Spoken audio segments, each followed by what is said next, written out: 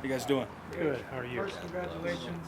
Thank you. Can you kind of take us through that moment you were in the stadium when you obviously thought you were there to meet a group and what that was like to learn you and nominated as the Walter Payton Man of the Yeah, Year? man, it was a really special moment for me.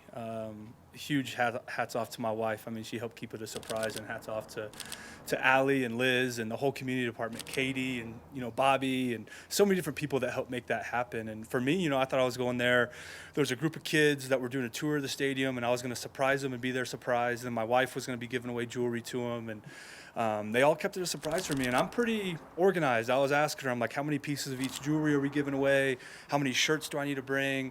I'm walking in trying to get debriefed by Liz and Allie, and it kind of seemed a little bit off, but I'm like, okay, we're good. And then the video started playing, and it just kind of hit home to me, man. All of it just kind of started showering down on me, and I could kind of see that it was going that way. And just being in that stadium, I was just talking to Patrick a couple minutes ago, and I'm never really in that stadium unless I'm playing. And when I'm playing in there, it's all work. You forget that this is a dream. You forget about being that little kid that grew up dreaming about playing in that stadium. So just me being in there, I've been here 4 years. I had my phone out. I'm videoing the stadium. I'm like, man, how cool is this? I'm like, I guess I forgot I was playing in this stadium 24 hours ago, but it was good to be back. And I was super honored to get the award, see my close friends and family there support me. Thankful for the community department again, just for all the opportunities that they've given me.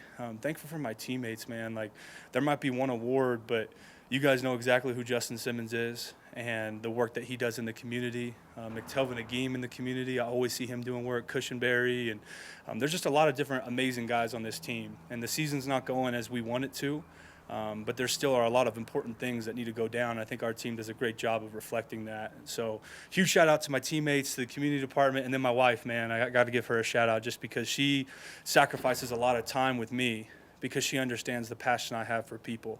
And she understands that I love this game of football, but at the same time, what I can give to the people around me, what I can give to the world around me through this platform of football is very important to me. And she sacrifices a lot and supports me, so very thankful. Dalton, you mentioned it a little bit, but you were able to do this year.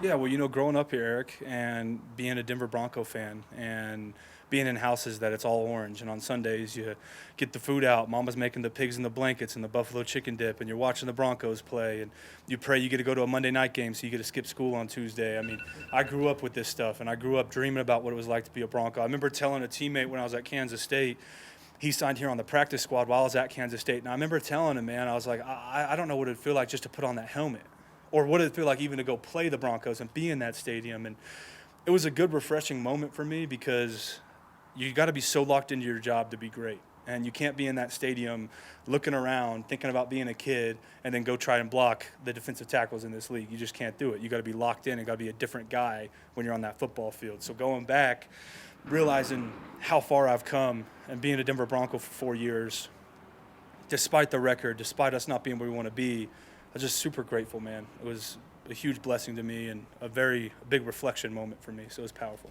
Dalton, you talked about being dialed into the charitable stuff that's going on.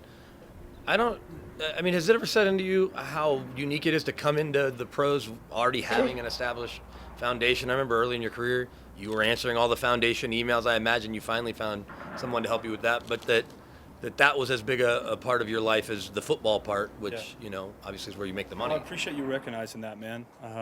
Me and you go all the way back to Combine days, Senior Bowl days, actually, before that. It was just always something that's been so important to me. And I don't want to get up here and say it's more important than football because without football, you don't have the platform. But the way we treat people is stuff that lasts. In 10 years, I don't care if you come up to me and you talk about how great of a left guard I was. I care about what's right here and how I treated people along the way. That's what matters in life. So for me to create it in college, I think just shows my passion for people and impacting people. I want to be a positive light in people's lives, and that comes through my faith, of course, but also just for one to be good to people. And I'm very proud of that. I'm proud that I started before the NFL. I'm proud that I didn't just get here and start it because that's what I'm supposed to do. And a lot of people don't do that. I'm just saying I'm proud that I started it early. with my community work and with my foundation, and that's because it means so much to me. And since getting into the NFL, man, I mean, I have my marketing team run the social media because I'm not a social media guy, but I promise you, I do a lot with this foundation. My wife's right there with me, but I'm very personable. I want to be hands-on. I don't want people to get an automated response. I don't want people to speak to someone else if they're trying to speak to the foundation, because this is something that I started, something that I care about. And when I go and I meet kids at the Denver Broncos Boys and Girls Club, or I'm at Denver Rescue Mission or Precious Child, Colorado-based organizations, and I tell them, hey, reach out, we'll be able to help you. Like, they're going to hear from me. They're going to get a text or a phone call from me or an email from me, and I take a lot of pride in that.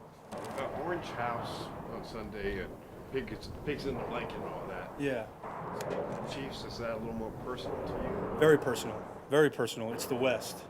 Coach Hackett does a great job of stressing the importance of the West. And we may be 3-9 right now, but as football players and as a football team and as an organization, you can't worry about that. You got to go out there and you got to be focused on beating the Chiefs. I mean, it's been a good amount of years since we beat these guys, and we know everyone knows they're a good football team, and we got to give our hats off to them because they are a good football team. They're playing great ball, but this one's personal. It's personal every week, of course. You want to get those wins, but it's extra personal when it comes to the Chiefs, not only for this organization, but for me and my household. The Broncos are a great franchise, a great organization that's had a lot of success, and we want to get them back to doing that, and it starts with winning this game on Sunday. Thanks, Guys, thank you.